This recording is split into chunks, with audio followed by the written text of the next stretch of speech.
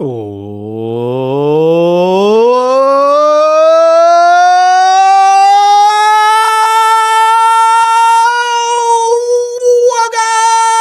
to the Russ Joy Show. I'm Russ Joy. I figured that I could do smart, so it's the name of the show. I just did some kind of like homage to Sammy Sosa. I don't know why, but I did. Hello, welcome in. We have so much to get to. I will tell you right off the start, and I know this is going to warm the cockles of this guy's heart, but I miss video guy Amadeo. He's out on his trip down to the south or whatever, and he sent me a couple of notes along about a late night trip to Buc-ee's and going through South Carolina and Georgia and Florida. And I had to put the thumbnail together today for today's show. I forgot how annoying that can be. And I'm just sitting here thinking about how grateful I am to have video guy Amadeo doing all the short form stuff. I probably will not turn any of today's episode into short form stuff, but then again, I am insane, and I do have a soccer practice to sit through tonight, so maybe I will. But I want to welcome everybody in. Hello. I hope you're having a great day. Hope you're having a fantastic day, a wonderful Wednesday. And I'm going to note something really important off the top of today's show. There are so many things happening in Philly sports. I just want us all to take a very quick moment to be grateful to the sports gods that we are in a position where there are multiple things happening around multiple teams in this city, and that we are out of the doldrums of the summer. And I know that we love the summer. I know that we love the warm weather. I know we love going and jumping in the pool or playing in the sprinklers or hosting people for margaritas and tacos out on the Blackstone or maybe some smoked wings.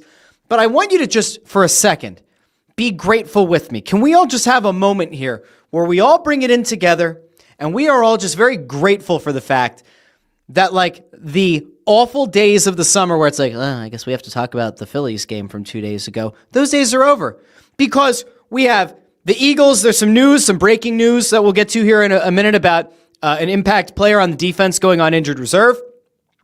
We have some boneheaded takes led by Mike Florio, which we're going to get to. We have a nice little media war between Greg Olsen and Dave Portnoy. We have Flyers stuff to talk about, a potential catastrophe being played out in net right now for your team, your town, your Philadelphia Flyers. The Sixers dropped new jerseys today, and I saw gaslighting and gatekeeping around those Iverson throwback jerseys. So I want to get to all of that and maybe even more. Video guy Amadeo is here, says hello from Epcot. I need to know where you're at, Amadeo. Which country are you in? Which beverage are you currently consuming? We need to know. The people need to know. Should we have video guy Amadeo check in from Epcot 610-632? But maybe. He has the availability to hop in the studio if he wants. But Greg Bondarenko's right, though. Which country are you in, Amadeo? We got to know. And JH is right. He is now Florida man. So Amadeo's down there. Good for him. And we are all here. Now, I'm going to start with the bad news. Okay, this is news that I did not intend on breaking on the show. And I'm sure some of you have seen it, but many of you are working throughout the day and you happen to turn on the Russ Joy Show on YouTube or Facebook or X, wherever you watch it. Remember, if you're on X, you have to click the video first, go to Periscope mode, and then if you leave a comment there, I can pull it up here on the screen. I am actually going to bring the comments up over here as well. I just want to remind everybody that, like, sometimes we have to have bad news. And whether you're still at your workday, maybe you're tuning into this show from class. I would hope not. If you're in high school, I don't know if you should be watching the show. If you're in college, you should probably pay a little bit more attention in class. But if you're here, thank you for joining us as well. If you're unemployed, or as some people like to call it, between jobs, thank you for being here as well. But I do have to break some bad news here for those of you who might not have been plugged into the interwebs over the last half hour or so, and that is that the Eagles are going to be without Nolan Smith. Yes, I know it is disappointing. Yes, I know it is somewhat depressing. Adam Schefter broke the news. Sources: Eagles outside linebacker Nolan Smith strained his tricep Sunday and now is expected to be sidelined through the team's November 2nd bye. He could return for the Monday night, November 10th game at Green Bay. Smith had a tricep surgery a week after the Eagles' Super Bowl win and aggravated the injury last week. The plan is now to let him rest, then return after the bye. So let's look at this from a holistic view. Let's not be a prisoner of the moment, okay? Nolan Smith tore his tricep in the Super Bowl, played through it like a bona fide stud. In the same game, Brandon Graham, who had previously torn his tricep, retore his tricep in the Super Bowl, continued to play through it, bona fide stud. Nolan Smith was back a lot earlier than I think anybody expected him to. He's very fortunate that he did not re-tear the tricep. That obviously would have cost him the entire season. Is there a question to be asked about whether or not he should have been playing this early in the season? I don't know. I'm not a doctor. Do I think it's smart that the Eagles are shutting him down, effectively forcing him to be shut down for the next month or so? Yes, it is very smart. And they also get to do so knowing that this butts up against the bye week, and he could be back for a likely critical showdown in the NFC between the Eagles and the Packers on Monday Night Football at the historic Lambeau Field. Whoop! So, does it stink to lose Nolan Smith? It does. Is it better to lose him and have him temporarily out versus have him lost for the season? Of course it is. So, this is bad news and it's disappointing, but at the same time, we also have to kind of take a moment, take a breath, and realize this could have been significantly worse. So that's a little bit of bad news to come out of the Eagles world today. They lose Nolan Smith, at least for the next month or so. But hopefully he'll be back and everything will be okay. JH already comes in here and says, oh God, we are so cooked. No, it's okay. We can lose one player. We can't lose that many more players, though. One player is enough. We don't need a ton. Now, I do know that the Eagles put, I think, a couple of other players on injured reserve as well. And remember, injured reserve works a little bit differently now where you only have to shut a guy down for 4 weeks. It's not a season-ending thing. So the Eagles actually put this out. So we'll go to the Eagles' full breakdown here of players that they've called up from the practice squad and players that they put on injured reserve. Here we go. Roster moves from the Philadelphia Eagles. The Philadelphia Eagles. Jacorian Bennett, who played some very big minutes down the stretch in the comeback win against the Rams, made a few really smart plays on the ball in the secondary. He goes on injured reserve. Darius Cooper, wideout, also goes on injured reserve, and so does Nolan Smith. They've also signed Lance Dixon, Eli Ricks, and Quez Watkins to the practice squad. So you got Quez Watkins back under the umbrella. Marcus Epps has been brought up to the active roster along with Cam Latu and Perry Nickerson. So the Bennett thing is actually kind of disappointing because I thought he played pretty well down the stretch for this team. That's a little bit of a disappointment, especially for a secondary that could use some help. And losing Nolan Smith sucks. There's just no getting around it. But again, we're thankful that it wasn't a season-ending injury. Now, I think that it is important to have a good, wee little bit of a transition here. That kind of makes a little bit of sense now. So I said that the Eagles secondary could use help. And, there's a guy who used to play for the Eagles who, oddly enough, became available because the team he was traded to, the Houston Texans, decided to cut bait and send him away. And that's none other than fan favorite CJGJ. Now I'm going to take the comments down here for a second, and then we'll bring it back up. So, CJ Gardner-Johnson, who I'm a big fan of. I like CJGJ a lot. I like the fire that he brought to this team. You remember where the Eagles were, Super Bowl 57. They had a lot of swagger to them. They got rid of CJGJ. He went to Detroit the following season. The wheels fell off for the Eagles. They brought him back. He wins a Super Bowl, great moment. And then he's like unceremoniously dumped for an offensive lineman who ultimately doesn't even play here anymore. So that wasn't great. On aggregate, I think the Eagles went from a 6th-round pick to a 5th-round pick. Both players involved in the trade have been cut by their respective teams. So CJGJ hits free agency. And there was this thing going around about how there's something in the CBA that says if you've traded a player to another team, that player has to play at least 4 games in order for that player to return to the team that traded him.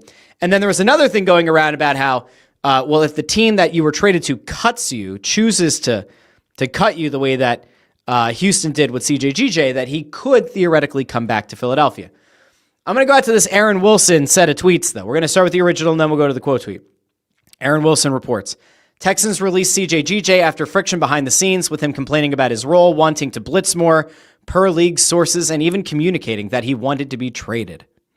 So here's your quote tweet of the original tweet. It says, among the issues Texans experienced behind the scenes with CJGJ, per sources, he was critical of teammates in the secondary and didn't like his role. It was a locker room issue, and ultimately this just wasn't a good fit for the team and for a talented player. It's also worth noting the Texans are 0-3. It's also worth noting someone else reported that apparently CJGJ wasn't happy with the size of someone else's contract. I have no idea what that means. I don't know who that is on their defense or whatever that he'd be upset with. But like clearly it didn't work out there. I'm a big fan of CJGJ, but I also don't work with him. I also don't have to like go to the facility with him every day.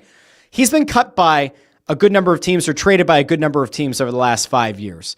At some point, you say common denominator might be the player. Player's very good. For an Eagles team that could desperately use help in the secondary, and now that Bennett is going on to injured reserve, does that now open the door here to CJGJ coming back? I say no. And the reason for it is simple. It very much seems like Vic Fangio did not want CJGJ here anymore. And if it's not Fangio, maybe it's Sirianni. And if it's not Sirianni, maybe it's Roseman. Maybe it's a combination of all three or two of the three. But like when you're coming off of a Super Bowl win and you jettison a guy who was viewed as a very important guy on the defense that helped to deliver a Super Bowl and who's not an old guy by any stretch, you would think that the Eagles would be like, hell yeah, we want to keep CJGJ here. We want him to be a focal point of our defense, and we want to continue to bring some year-over-year stability to this team. The Eagles, like almost as quickly as they could, jettisoned him to Houston. And again, they didn't get back a stud player in exchange. It ended up being a guy that they cut anyway. I see this from Jim Cochran over on YouTube, says, liked him here, but teams dumping him every year seems like a pretty good hint that he's not great for a locker room. Again, it's hard for me, right? Because I'm not there. I don't report on the team. I don't talk to players on the team or coaches or front office people. It's a little bit different with the Flyers. But like with the Eagles, I don't cover them in any capacity. So I can't tell you that, even from like off the record conversations or on background, people say they don't like him. But it does seem like after a while, if this many teams dump you year after year and you're still viewed as a very good contributing player to a defense, one would think that perhaps there is something up with the player. Perhaps there's something up with the attitude of the player. We wish CJGJ the best. I just don't see a scenario in which he returns to Philadelphia, but we will see. I just don't see it. I don't see it at all. So if you were looking for a little bit of good CJGJ reunion stuff, I got bad news for you. I got nothing there. Now, speaking of gotten nothing, all right, nothing is what apparently happens between the ears of Mike Florio. Because Mike Florio went on a Dan Patrick show on Monday after we were done our show, I believe. I might have been a little bit before. But Mike Florio went on to Dan Patrick's show, and he spewed one of the dumbest takes ever. And in fairness, on this show, I tend to pull up a bunch of the people from the national media from time to time, right? We'll talk about something that's being said over on Get Up or First Take, or maybe we pull something from Wake Up Barstool or from First Things First or from some of the canceled shows over on FS1. And we like do a little bit, we try to be fair, but we do a little bit of a dissection of what's been said. Mike Florio went on to Dan Patrick's show and said one of the dumbest things I have heard any media pundit say in at least a calendar year. And if I even tried to give you a hint of what stupid thing Mike Florio said, there is zero chance you would get it right. Mike Florio went on to Dan Patrick's show, a nationally televised show, and threw out a conspiracy theory that the reason Jordan Davis picked up the ball and ran it back for a touchdown at the end of the game that the Eagles came back to win 33-26, 33-27. 33-26. No, it was 33-20. 33-27. 26. It doesn't matter. It kind of matters. Whatever. Don't get caught up in semantics. Don't get caught up in the details. Mike Florio has this idea in his mind that the reason that Jordan Davis picked up the ball and ran it back to the end zone had nothing to do with the fact that Jordan Davis was trying to ice the game, had nothing to do with the fact that Jordan Davis apparently thought it was really important to go back and score 6 points. No. Mike Florio's contention is that Jordan Davis picked up the ball and ran it back to the end zone because of gambling, because of sports betting. I'm going to let him bury himself. Please enjoy. Gambling, and I'm watching the Eagles-Rams game. I know exactly where you're going. Jordan Davis. And here's the reality. Here's the reality. Uh-oh. It's never great when somebody starts with here's the reality. All right, Florio. Good luck. We're talking about gambling, sports betting. Jordan Davis in a split second blocks a field goal picks up the ball and decides, you know what? I think we'll cover the spread if I run this back for a touchdown. All right, that's Mike Florio's contention. Let's go. This is the direct result of the NFL going from hating and shunning anything to do with gambling to jumping right in bed and loading the pockets. They're the guy in the... What the hell is he talking about? Here's the facts. Here's the reality. All right? Here's the reality. Sports betting is the reason that Jordan Davis picked up the ball and ran it back to the house. Sports betting. Jordan Davis was cognizant of it, and he ran it back. All right, maybe he'll make sense of it. You know the old game show where you go into the booth where the money's flying everywhere? Yeah. They're just grabbing Love as many that game. dollars as they can while it's there. But yeah, we're all aware now of the point spread. We're all aware of the ramifications. And how... The ramifications of what, Mike Florio? Again, he says, Jordan Davis. All right, we still haven't gotten there. How many millions of dollars changed hands because Jordan Davis decided to do not the smart thing? The smart thing... Jordan Davis is a stupid player, according to Mike Florio. Jordan Davis is not a smart player. He's not a very smart guy. He's over 300 pounds, and he's not a very smart guy. Believe me, he's not a great guy. Jordan Davis, he should have picked the ball up, and he should have rolled over because he's very large and said, go ahead, Tubby, go down to the ground, hold the ball nice and tight against your body, end the game. Mike Florio, out. Moronic. All right, continue. Game's over. Just fall down. You got the win. Because in theory, somebody comes up from behind, does the Don Beebe to Leon Lett, the ball goes out, the Rams take it the other way. The smart thing to do. Oh, okay, so now we're going off of what's that called? An anomaly. Oh, yes, the thing where the exception to the rule is so easy to point out because it doesn't happen often. So now it just jumps to front of mind when you're talking about a hypothetical situation. So we're going exception to the rule. So Jordan Davis is supposed to see the ball as it's rolling in front of him and in a split second go, I don't want that to happen to me. If I pick this ball up and I start running it the other way, somebody could catch me and punch the ball out, and the Rams could recover it and take it the other way and win the game. Was go down. He runs it in for a touchdown. The Eagles cover. Uh-oh. Uh-oh. Uh-oh. The Eagles covered. Uh-oh. And it was perfectly legitimate, but when you open Pandora's box, this is the kind of stuff that flies out, and people are aware of this. So, yo, I'm sorry. If there are kids in the car, cover their ears. 3, 2, 1. The fuck is he talking about? What? We're all aware of it. Everyone's aware of it. No one gives a shit, Mike Florio. Not a single soul. What are you talking about? Jordan Davis didn't make a smart play because he didn't just fall on the ball. And then you're going to somehow conflate that with the idea that sports betting has somehow been involved in the decision-making process of Jordan Davis scooping the ball up and running it back the other way for a touchdown. You know how stupid that is? This is an agenda-driven appearance on the Dan Patrick Show. This is an agenda-driven diatribe by Mike Florio, and there's nothing about it that makes even a modicum of sense. What are we doing? Mike Florio, with all due respect. What?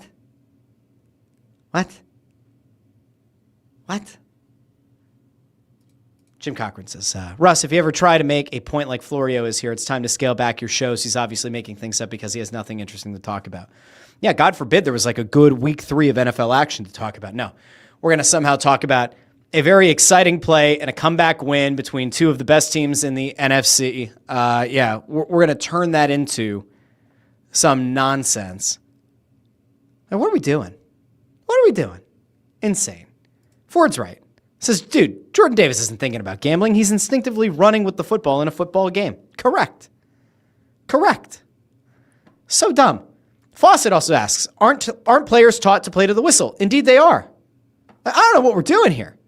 Brian Knowlton over on YouTube says, I don't even have to listen to it, and I have no dog in the Eagles fight, but this doesn't make sense.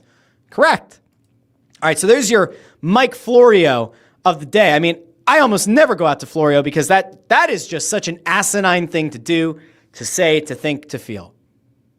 Speaking of asinine things, can we have a really quick conversation about what happened on Tuesday night between the Philadelphia Phillies and the Marlins? Can we have a conversation about it? Because the Phillies did something that they should not have done. The Phillies blew an absolute gem by Cristopher Sanchez.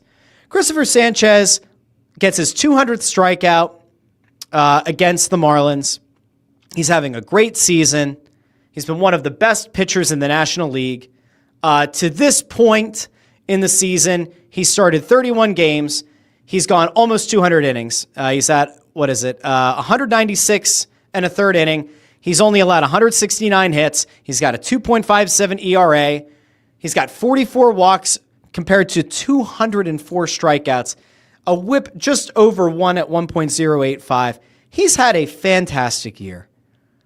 And he goes out last night and he twirls up 7 scoreless innings. Only allows 3 hits, has 6 strikeouts, only a single walk. All you have to do if you're the Phillies, finish it out. Finish out a very strong performance. Let's get 2 good innings out of the bullpen. 2 innings out of the bullpen. And you know what? We know that Juan Duran is so good that really it's only get 1 inning. We only need the 8th inning to be done correctly. And then things are going to be hunky-dory. We just need 1 good inning out of the bullpen leading to Duran. Yeah, no, didn't happen. It did not happen. Because David Robertson comes into the game, gives up a run. Duran comes into the game, and he gives up a game-tying home run. And then it goes to the 10th. Kerkering gives up a run. Lou Trevino comes in, gives up an unearned run. And Phillies lose 6-5. And I hate the fact that I stayed up for it. I hate the fact that I stayed up for this Phillies game. Because I knew as soon as it went to a rain delay, you just kind of knew things were going against the Phillies at that point, right? You're in the 9th inning. You just scored a run. You're going to hopefully force extra innings or get the win in the 9th. And then we go off to this very long, seemingly never-ending rain delay, and you come back, and the team looked disjointed. You also in this game have JT Realmuto pick up an injury to his finger, which thankfully the x-rays said was negative at the game. And so now we have to, kind of wait patiently to find out if he's going to be able to play over the next few games or if the Phillies are just going to shut him down until the playoffs. As things stand right now, they have 5 games left. They have 2 left against the Marlins, and then they welcome the Twins to town for a 3-game set to close out the regular season. If it's me, I'm probably trying to be as cautious as I can with JT Realmuto. They are going to end up with a first-round bye. They are going to play their first series in the divisional series. Bryce Harper earlier this week essentially said, anybody who has the concerns about the wild card round, about getting cold or whatever, they need to just kind of throw that out of their minds. But it is probably a fair point in time to note the fact that the Phillies have lost 4 of their last 5 games. They lost the series finale against the Dodgers 5-0. They beat the Diamondbacks in the series opener in Arizona 8-2, and then lost games of final scores of 4-3 and 9-2. And then you blow this Cristopher Sanchez gem, go to the 11th inning, and you lose 6-5. Not ideal. And that's why you have people like Ford who says, I tried being positive with the Phillies, but here we go again. Not great. Not great. Amadeo says magic number for the bye is 1, so essentially these games don't matter. I mean, get a win or get a loss elsewhere, and you clinch the first-round bye, and you feel pretty good about it. It is weird, though, because you go from the team being so incredibly hot to now it feels like, are we going to start seeing all of the old skeletons kind of come out? Are we going to start to see a lot of the ghosts of postseasons past start to dance in our minds and start to make us think that something is inevitably going to go wrong? I'm not there yet. I don't want to live in that world. I think it'll be okay. Now, I have 2 other things that I want to get to. One has to do with the Sixers, and one has to do with the Flyers. We're going to wrap with the Flyers because there's a good amount of stuff to talk about there. But before we get into anything else, we are going to go over to the Sixers really quickly, and it's not because of anything the Sixers did on the court, but this is something that many of you probably saw today, or at least I would assume many of you saw today, and that is that the Sixers dropped the jerseys that we've all expected them to. The Sixers dropped the throwback Allen Iverson black jerseys. So here's young Joel Embiid. It's funny, we keep talking about the fact that Embiid looks skinnier, and there have been a ton of images out there of Embiid looking significantly skinnier. We also got our first look at VJ Edgecombe in this jersey as well. Here's young VJ. The picture they used of Jared McCain was kind of weird. I don't know. I don't know why they did this, but it almost feels like somebody was pulling a prank on him. I want you to take a look at the picture first and tell me if you can figure out why this is so sad. It has nothing to do with Jared McCain physically. It has to do with what he's sitting on and what's sitting on that machine. All right, we're done. Right here. What the hell is this bar? Is that like 10 pounds? Can we get a little zoom? 25 pounds on each end. I mean, I have to imagine that Jared McCain could bench press more than 50 pounds plus the bar. I would certainly hope so. I'd be a little bit concerned if an NBA player can't bench more than 50 pounds plus the bar. That would be somewhat troubling. But anyways, so we got McCain, we got Embiid, we got Edgecombe, and we also had the guy who, I mean, we all kind of know this, right? But this is the guy who I would argue is probably close to being the face of the franchise in Tyrese Maxey. And Maxey apparently was one of the leading forces. If you remember, when he signed his max extension, his max deal, they had the black Iverson jersey at his like introductory signing or whatever of the max contract. And that was where we started to get the feeling that, oh, the black throwbacks might be coming back. So it got people thinking and it got people talking. And I saw one of the weirdest tweets I've ever seen today. And I called it out on Twitter, and I will continue to call it out. I'm actually I will give some oxygen to this take because it wasn't one that was done in bad faith, but it's one that I thought was absolutely nonsensical. So this person, Dragonfly Jones, over on Twitter, quote tweets a John Clark tweet showing Embiid wearing the new throwback black jersey. And this guy or gal or somebody says, iconic. I see these unis and think about how Iverson gave everything he had in that jersey. The same jersey he was covering his busted mouth with one game and spitting blood into it because he didn't want the refs to bench him for bleeding. Embiid doesn't deserve to wear that jersey, to be honest. Now, it has become very, very fashionable to shit on Joel Embiid. It has become very fashionable to diminish what he's accomplished in his career. It is fashionable now. It seems like the in thing to crap on Joel Embiid because he can't stay healthy. Many of the injuries that he sustained are not his fault. An orbital bone fracture caused by the shoulder of Markelle Fultz, not his fault. A navicular bone break, not his fault. Back issues, not his fault. Meniscus tears, not his fault. We can make an argument, I guess, if you wanted to, that he did pack on some weight, and that's going to be harder on your joints, specifically your knees, and that maybe if he hadn't bulked up, if he hadn't gained that weight, he might not have had as many knee issues as he had. That might be fair. But I will also point back to the fact that Joel Embiid has played through almost all of these injuries, not the navicular bone break, but he's played through back issues. He's played through multiple orbital bone fractures where we've made the joke about the Phantom of the Opera mask. He has played through meniscus tears. He has played through issues with his fingers. He played through Bell's palsy. Do we remember the series where Joel Embiid's eye couldn't blink and half of his face was sagged from Bell's palsy? Do we remember that? Now, I get it. If you want to throw out this idea that Embiid can't stay healthy and hold that against him for a legacy thing, or if you want to have an argument about who's the best Sixer in recent memory or of modern times, and you want to say Iverson belongs on another level because even though they've both been a league MVP, Iverson led his team to an NBA final. They gave Kobe and Shaq their only loss in that postseason. You can do that. If you want to make the argument that Iverson was this warrior who gave everything he had, yada, yada, yada, and you want to hold that somehow against Embiid, you can. I will point out the fact that it is hypocritical and that it is also, to some extent, a weird gatekeeping exercise. And the reason that I bring it up is because Allen Iverson was not infallible. I don't know if I have to remind people, but there was a fan appreciation night. Who cares about it, Russ? People did. There was a fan appreciation night in this town where Allen Iverson and Chris Webber, remember that time? When Allen Iverson and Chris Webber showed up late, like just before tip-off, Iverson sat with his teammates out on the floor for the first quarter and then bailed, wasn't seen the rest of the night. Now, from all reports, Joel Embiid is available to the fans as much as can be, doesn't turn down autographs, has not racked up a laundry list of people complaining about his etiquette when talking to fans, when interacting with fans.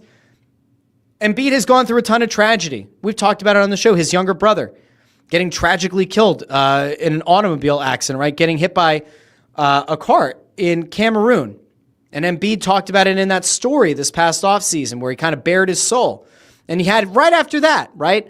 Even after he bore his soul, and you have people on Philly radio, one of them will remain nameless, even though I should flame him again, said, oh, well, this is very clearly just a PR piece. This isn't, you have to take this with a grain of salt. Guy decided to bare his soul. And was it favorable to him? Sure. Any kind of player profile like that's going to be. Every Players Tribune article ever written, by the way, is favorable to the player, even if the player didn't write it themselves. Usually it's a ghostwriter. I find it oddly hypocritical to hold Allen Iverson up as this like beacon of virtue and perfection, and then to look at a guy like Embiid who has played through a lot of these injuries, and who notably, if I remember correctly, I don't remember the exact quote, but said something to the effect of, I've played through all this. I don't deserve this shit. I've given everything to the city. I think it's hypocritical. I like Joel Embiid.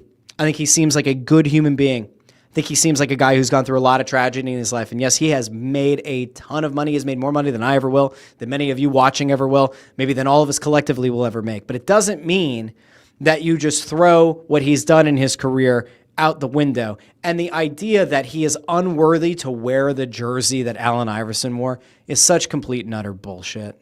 I don't know what we're doing. That's it. Joe Fisher says, so down the road, the black jerseys will come and the road uniforms and become the road uniforms again. I don't know. We'll see it. We'll see what happens. Joe Fisher says, don't know if it's true, but they say he doesn't keep himself in game shape, so I don't know. We'll see. He looks great right now. Everything that we've seen coming out of I get it, it's team PR, but the images that we're seeing, the videos we're seeing, he looks like he's lost weight.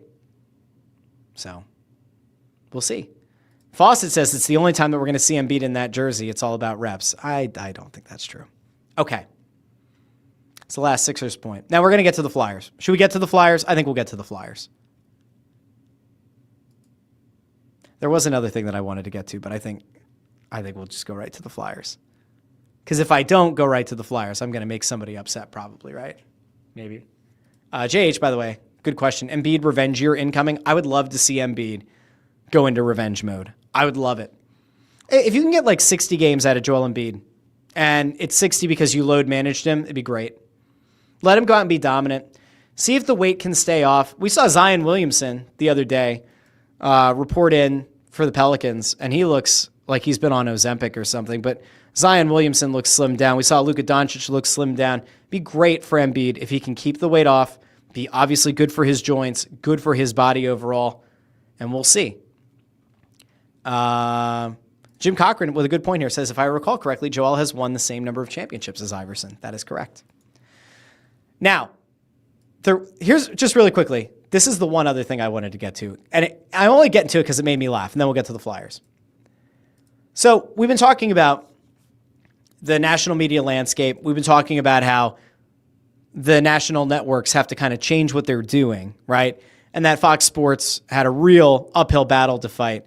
And they decided to partner with Barstool. And I said, I think it could actually make it could be a good business decision because even if the TV ratings aren't there, the online play that it's going to get through social is going to be impactful. And that's where Barstool tends to shine. Well, there was a unique interaction earlier this week between Greg Olsen, who has gotten rave reviews, right, as a color commentator for Fox. You got John Gordon on the other side, and you got Portnoy in the middle. Now, in the time since, Olsen has come out and said that he and Portnoy have been friends or known each other for 20 years. They rib each other. They get into it with each other. But this is one of the most notable things that I've seen on a morning show in a while on national TV. Portnoy has an issue with Olsen's hat. Let's get into it, and then we're going to get to the Flyers. My hair this morning. a logoless hat. It looks like you're heading straight to the NLCS or something to call a Never game. know. No, I got Unbelievable, just straight. So you got Portnoy. We all know how Dave Portnoy dresses. And then you got Greg Olsen. And the body language is what really threw people for a loop. Because, again, Olsen reiterated after the fact that this is a nothing burger and that they've known each other for a long time and they go back and forth with each other and it's all good-hearted fun and all that. Hey, look here. Hey, listen, I'm just going to be honest. If I'm going to keep getting a hard time from this show, I might just bag Monday morning. Just be like, you know what? You guys are on your own. Deal with it. Good luck. Well, I mean, that certainly feels a little bit more than just like the friendly banter. I could be wrong. this look, it was preposterous. So I will try not to. Now- You did bag it last week, by the way, but I'll try. I might bag it again next week. All right. The full clip is actually pretty interesting. You could probably find it on Twitter or wherever else. But it's interesting to see the way that there's like a back and forth. And so you kind of wonder if the somewhat controversial way that Barstool goes about doing the Wake Up Barstool show on FS1, if it's going to pay dividends in the ratings. To this point, it hasn't. But the social engagement's been good. I don't know. I just thought it was notable. And I've never seen Greg Olsen look that frustrated. I think Emmanuel Acho actually put something out there about how Greg Olsen is like the most likable guy of his size, former NFL player you'd ever meet, and that this says more about Portnoy than anything. Anyway, it was interesting. That was an interesting thing. Now, speaking of interesting, we have to talk about what the hell's going on with the Philadelphia Flyers. It is time. We have to talk about the Flyers. And I got bad news, okay? I have wanted to be able to believe that the Flyers are going to have a better year this year. I've said since the end of last season, I thought Danny Briere was going to do enough to this roster that this team was almost assuredly going to make the playoffs in the 2025-2026 season. And I'm not moving off of that yet. But through a few preseason games, I'm not feeling as good about that prediction as I did like 2 months ago. And that's largely because Sam Ersson has looked horrific in net.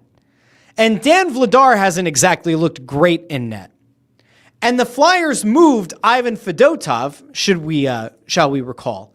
Ivan Fedotov was moved to Columbus. And since he has left, he's actually been pretty solid for the Blue Jackets. Some good stuff Fedotov is doing for Columbus. And so it almost makes you wonder if the Flyers got rid of the wrong goalie. So things are frustrating right now in net. And there was a stat that came up that of all goalies who have played in the NHL, a requisite number of games, 184 goalies in total since 2000. Sam Ersson and Dan Vladar are at the bottom of that list in save percentage at number 183 and 184. And so then you have to have a conversation. All right, the Flyers had this glut of goalies last year. They had Ersson, they had Fedotov, they had Kolosov. They decided to move Fedotov. It gave them some cap flexibility. Age-wise, everything, they thought that was the guy to move. They didn't want to go into this upcoming season with either Fedotov or Kolosov as the backup at the NHL level, so they signed Dan Vladar. They had interest in Carter Hart. Carter Hart did not have interest in coming back here, which is its own thing. So the Flyers, as it's currently set up, are going to have Sam Ersson and Dan Vladar at the NHL level. They're going to have Alexei Kolosov and Carson Bjarnason at the AHL level. And then somewhere over in Mother Russia, you have Zvragin. And Zvragin looks very good. We have to be fair. Zvragin looks incredible. In fact, I will give you a statistic. Would you like statistic? I give you a statistic. Igor Zvragin has 949 save percentage, 1.66 goals against average, and a 2-1-0 record in 3 starts with SKA this season in the KHL. He has been incredible. Incredible. So Zvragin is just, I don't want to get too excited. I don't want to get too high on a guy who's super young, playing in Russia. I don't want to go there yet. But he had a great rookie campaign last year in the KHL, and he's picked things back up where he left off last year. He's been sensational. And so that maybe makes you think to yourself, oh, That's our guy of the future. And so then maybe it takes some of the sting out of the Erson and Vladar tandem at the NHL level. And I will tell you that, like, maybe the Flyers look at Zavragin and say, 2026, 27 could be the year. Or at worst, 27, 28 could be Zavragin. They want to develop Bjarnason, and Kolosov is still young enough that they could actually put time into developing him at the AHL level. And so you say, all right, if and when Sam Ersson gets hurt, we'll bring up Kolosov. Later in the season, we'll see how things shake out. If Vladar has an even passable season, maybe there's a team around the trade deadline that wants to trade for Vladar. Maybe you move Kolosov up, you have Bjarnason, and you backfill the backup netminder position with the Phantoms. I don't know. Here's what I do know. This is bad, very bad, optically, that the Flyers did not make a move at goalie in a meaningful way, and it looks like they have probably the worst goalie tandem in the National Hockey League. I mean, listen, there was a time that I thought Sam Ersson looked like he could be a legitimate starter in this league. The last 2 years have done him no favors. We can go back to Sam Ersson being the backup to Carter Hart. Carter Hart has to peace out in January of 2024, if memory serves. And then Ersson gets forced into being pretty much the guy for the rest of that season, a role that he was not suited for, ready for mentally or physically. He gets a full off season to go into the 24-25 season as the guy. Ends up 3 times with a groin injury. Ends up on the IL. Not ideal for this team at all. Bad, very bad. And so you lost Sam Ersson a few times last year, which then also led to even more confusion, disorientation, lack of development of both Ivan Fedotov and Alexei Kolosov. And then at some point you had 3 goalies that you were trying to rotate at the NHL level, which was ridiculous. Now, the good news, I guess, is that between Carson Bjarnason and Alexei Kolosov, you have 2 guys at the AHL level that you think belong there, 2 guys that are young, 2 guys that you think you could develop, and maybe one of them comes up later in the season and is the backup. Maybe going into the 26-27 season, Kolosov is up here permanently as the starter or the backup after a year of development. I don't know. But boy, oh boy, Ersson does not look good. He has not looked good so far this preseason. Vladar is one of those guys who, like, you look at what he did at the end of his tenure with the Flames, and you think, all right, there's a good enough goalie in there. And as a backup, he should be fine. Your problem is that your starter is not good enough. Your problem is that your starter is probably a legitimate backup. And so now you're going to enter a season where I think the Eastern Conference, the bottom of it at least, is pretty wide open from a playoff perspective. You're now going to go into a season with likely 2 backup goalies in net. And what's that going to mean? It's going to mean you're going to have probably the worst save percentage again in the National Hockey League, or one of the worst save percentages. And on a team that does not have a veteran-laden, dynamic blue line, that goalie is going to struggle, whoever's in net. And for a team that is trying to piece it together offensively and added talent in a Trevor Zegras, it's still not going to be enough to win 6-5 shootouts every night. It looks bad. Sam Ersson better pull the nose up on this, because to me, this is his last opportunity to prove he can be a starter in this league. And I don't even mean just a starter with the Flyers. I mean a starter anywhere. Because again, it's the second year he gets to go in as the presumptive favorite to be the starter in net for this team. If something changes here over the next few weeks and Dan Vladar becomes your starter, no offense to Dan Vladar, something has gone horribly wrong with Sam Ersson, right? Vladar is not a guy that they brought in here to legitimately challenge Ersson for the number 1 job. I will say the same thing that I said in the offseason. I thought it was a mistake for them not to go after somebody who is better than Ersson. I didn't think that there was a guy that they were going to be able to realistically go out and acquire that was a top 10 goalie, even a top 15 goalie in this league. But I was vastly underwhelmed by bringing in Vladar. Not because he's not a good backup, but because it puts you in a position to have probably 2 backup goalies. I almost would have rathered, if they were going to go this route, I almost would have said, maybe Fedotov should just be the backup. Don't even spend the money on Vladar. If you're not going to vastly improve the goalie position, do another year with one of either the Russian or the Belarusian, and Alexei Kolosov is the backup. Because otherwise, like, what are we doing here? It's not good. Not good. Jim Cochran says, Flyers and goalie issues, a tradition unlike any other. Gritty 1983 says, if it's really bad, I have faith Briere will do something. The question is, what can he do? Because they have enough goalies under contract. Like, who are you moving? I mean, if things get bad, Sam Ersson gets hurt, well, sure. Then you move him to IR, and then you go out and you acquire another goalie. Sure, I agree. But otherwise, you're going to have to ship out a goalie if you're going to try to bring one in. And who's going to take one of these goalies? Like, who wants Ersson? Who wants Vladar? Who wants Kolosov? Seems crazy. Let's see. Joe Fisher asks, says, Utah sent Ingham to the AHL. Would you take a look at him? He has 1 year left. An almost $2 million deal. No, I don't think I'd do anything. I think that what they have right now across the board is fine from an evaluation perspective right now. The only players that I really want them to look at are either players that legitimately change the floor and the ceiling of the team, which I don't think are available right now, or find a guy who is a super, super, super low-cost guy that you bring in here and you hope that the change of scenery works, but in doing so, you can ship out some salary, and I don't think it's going to happen, especially this early. Fawcett says that he thinks Vladar was brought in to push Sam. I don't think he was. I think they tried to go with the least confrontational thing they could. I really don't think they brought Vladar in here to compete. Knowlton asks about Kolosov's a Belarusian. You have the Russian in Fedotov, Belarusian in Kolosov. Maybe I misspoke. But I know he is from Belarus. Let's see.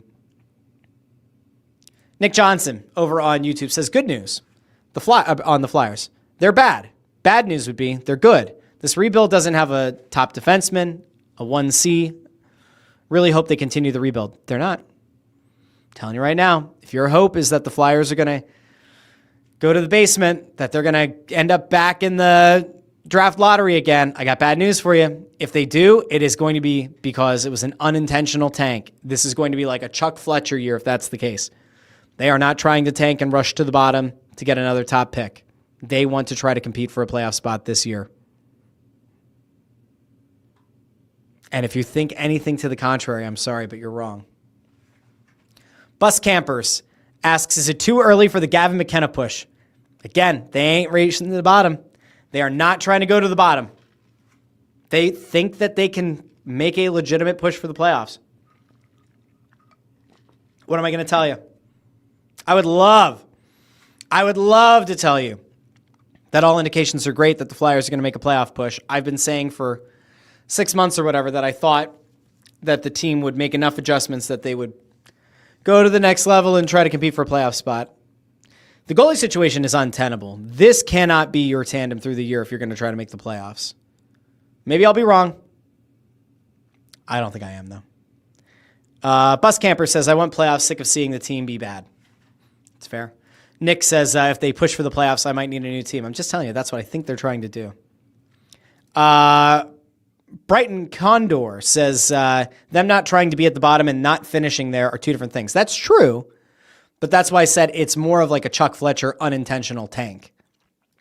Because if they think that this roster is good enough and that this goalie tandem is good enough, and it's not, but if they think that this goalie tandem is going to be good enough, at least as it currently looks, they aren't making the playoffs like this.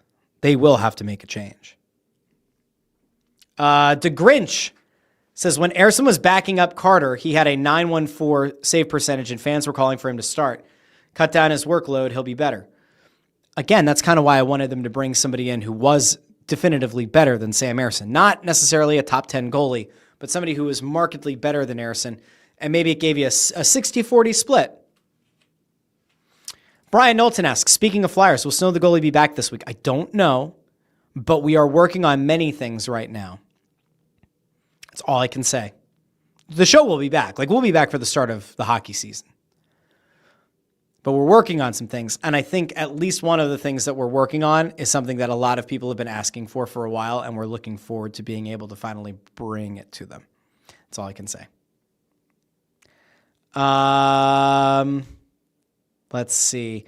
JH asks, might it be a little too early to say it's been a dumpster fire after we've seen 2 meaningless preseason games? Maybe. I'm just saying, as of what I'm seeing right now, it's not inspiring a lot of confidence.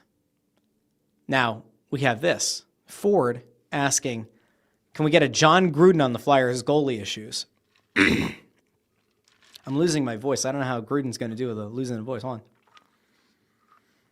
on. Let me channel my John Gruden, man. Let's see. I got to get the camera to do the thing where it kind of centers in on the face. There it is, man.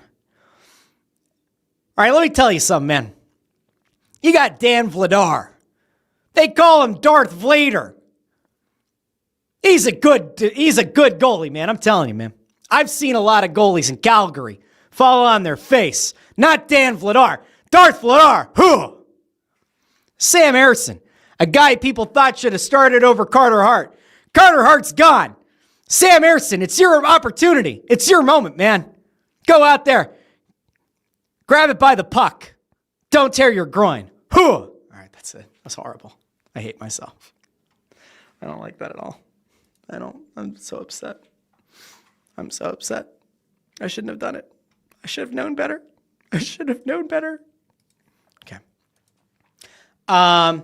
Brian Knowlton here with a very interesting Hope Press Road comes back.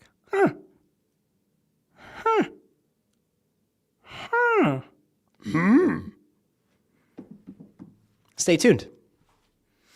All right. I will be back on Friday here on the Russ Joy Show. But do me a favor, because it does matter.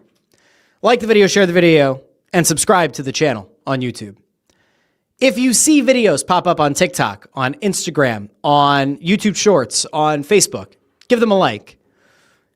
Subscribe to the show wherever you get your podcasts. Apple Podcasts, Spotify, Pandora, Amazon Music, wherever you get your podcasts. But most importantly of all, do me a legitimate favor, because this actually does matter. In the grand scheme of things, it really does. I wouldn't tell you to do this if it didn't mean anything. Share the video. It could be to a friend. It could be to a family member. It could be to an ex-girlfriend, ex-boyfriend, ex-whoever. I don't care. Send it to that person. Share it directly from YouTube via like a text or something. Share it to Facebook or Twitter or wherever. For whatever reason, that actually does help. I don't totally understand why, but for YouTube's purposes, they seem to really like when that happens. So we are just going to say, share the video because it helps, and I greatly appreciate it. Now, that is all I have for today. I pretty much have no voice left, but I do appreciate everybody who was here. And I also, we have like Fawcett saying, love you. Thank you, Fawcett. Right back at you, fella. And I forget where the comment's at. It was really high up here. Let me see if I can find it. Hexram, as always, said, hi, Russ. Love you, Russ. Thanks, Hexram. I'll be back on Friday. Friday, I will also probably open the show up to calls like we did last week. Ford was the only one who called in last week. So, kind of find that spot on your calendar on Friday afternoon for the Russ Joy Show. Maybe pencil yourself in there a little bit that you're going to call into the show, and I'll get everybody set up.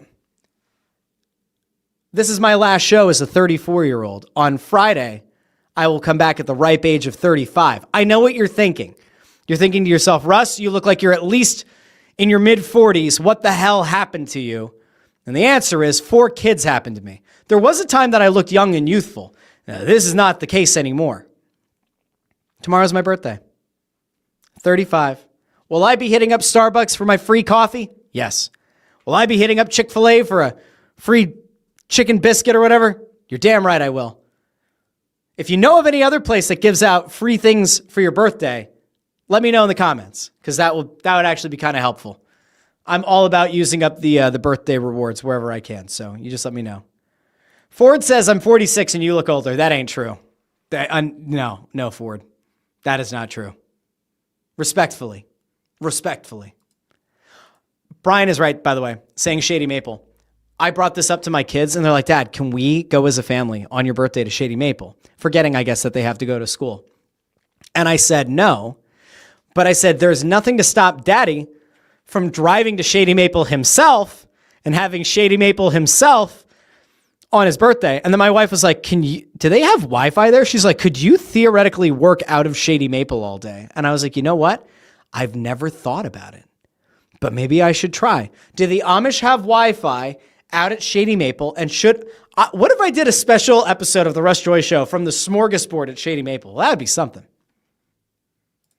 Joe also writes, says being a Philly sports fan is what happened to you. Don't lie, Russ. It happens to us all. That's true, Joe.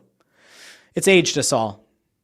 All right, anyway, I want to thank you all again one more time for being here today. I want to thank you for the lively comment section over on YouTube. I'll be back on Friday here on the Russ Joy Show.